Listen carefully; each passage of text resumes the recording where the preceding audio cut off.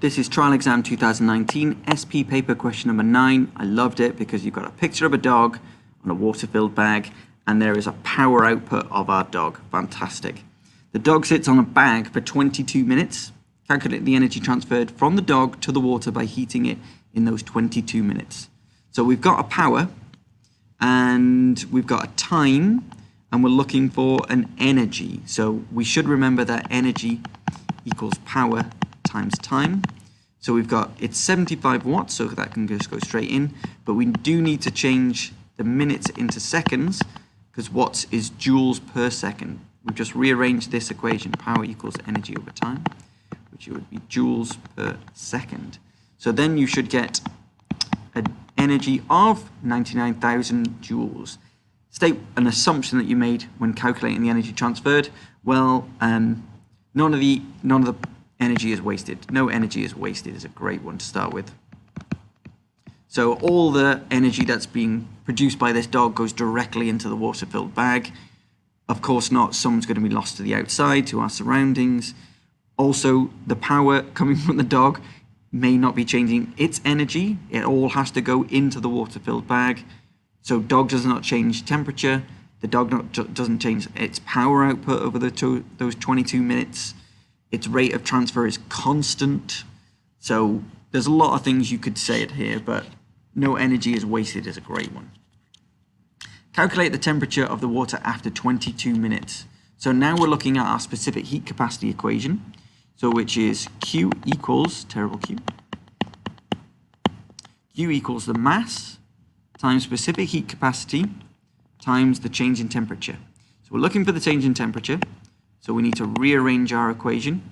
This is my theta, but you can use T there. So it's Q over M times C. So then we've worked out our amount of energy that went in before. So that's 99,000.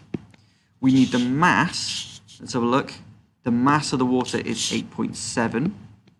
We're assuming all the energy goes from the dog into the water, so we're just looking at the change in temperature of just the water, 8.7, and the specific heat capacity is 4,200. Once you've got all those in there, you've got the change in temperature is 2.7 degrees. So the final temperature would be 2.7 added to the 16, which is about 19 degrees. So I think what would have confused people here is that it's a change in temperature. That's what that delta sign means. So if the initial temperature was 16 and it changed in temperature by 2.7, it went up because the energy was going in. We need to add those two things together and get us a final temperature of about 19 degrees Celsius. Okay.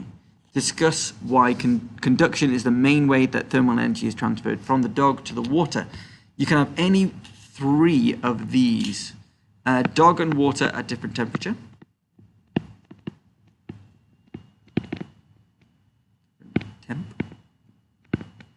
They are in physical contact, and conduction is between two things that are in contact. Spell contact right. There's no movement of particles from dog to water. That would have been convection if the particles were moving. They are just vibrating next to each other, and that's how the way they're passing along. Dog and bag are both solids.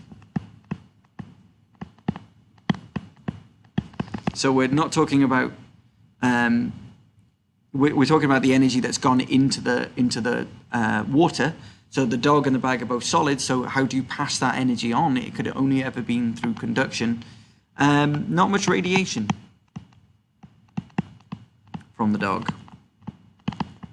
as dog and water have similar temps. Similar, different, but similar.